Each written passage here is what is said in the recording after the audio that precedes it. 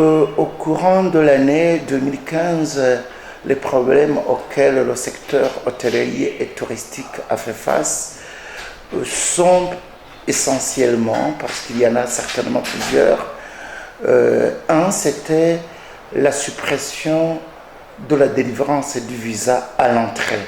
La deuxième problématique, c'est le gel de la coopération par les bailleurs de fonds.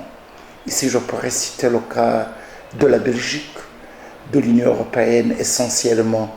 La troisième barrière, c'était les Burundais, essentiellement ceux vivant en Occident, certains qui y habitaient avant et d'autres qui ont fui, qui ternissent l'image du Burundi. Le quatrième problème, à mon avis, c'est aussi le départ d'un certain nombre d'hommes d'affaires burundais qui ont délocalisé leurs activités.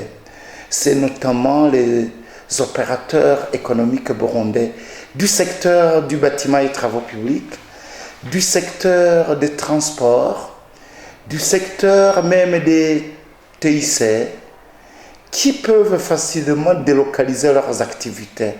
Et le problème de l'hôtellerie, c'est que un hôtel n'ayant pas 4 pneus, tu ne peux pas le bouger d'un centimètre et le pousser à Kampala ou à Nairobi. Le secteur est à un niveau tel que le taux d'occupation des chambres a chuté jusqu'à 50% pour certains hôtels, à 70% même pour d'autres hôtels, en fonction de la catégorie des hôtels. En conséquence, les emplois ont été réduits aussi dans les mêmes proportions. Certains hôtels ont réduit le personnel jusqu'à 50%, jusqu'à 70%, surtout dans les hôtels de Bujumbura.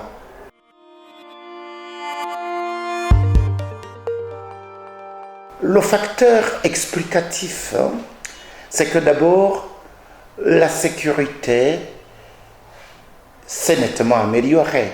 Je crois que ce n'est pas un secret de polichinelle. Alors, il y a des gens, des visiteurs, qui arrivent sur terrain, à Bujumbura, qui peuvent circuler jusqu'à minuit et qui se rendent compte que ce qui se dit sur les réseaux sociaux ne correspond pas tout à fait à ce qui est vécu sur le terrain. Il y a des visiteurs qui se rendent à l'intérieur du pays pour même des raisons de travail et qui se rendent compte que le Burundi est vivable, que les gens peuvent quitter Bujumbura, se rendre à Makamba, à Chankuzo, à Muyinga ou à Chibitoke et revenir sains et saufs. La première mesure, c'est de rétablir, de restaurer le visa à l'entrée. Parce que la suppression du visa à l'entrée limite les déplacements sur le Burundi. La deuxième mesure, c'est d'adhérer au visa touristique unique de l'EAC. Mais sur cette question, je pense que probablement d'ici le début de l'année, le Burundi pourrait adhérer au visa touristique unique. L'autre mesure qui me paraît faisable, c'est d'instaurer la carte d'identité biométrique. Cela favorise le mouvement des personnes et des biens. Enfin, je crois que l'autre question, et qui n'est pas des moindres, c'est qu'il y a des milliers, si pas des centaines tout de même, de fonctionnaires burundais qui se rendent en mission à l'étranger, en Afrique, en Europe, en Amérique, en Asie, qui pourraient profiter de leur passage dans ce pays pour vendre l'image du Burundi.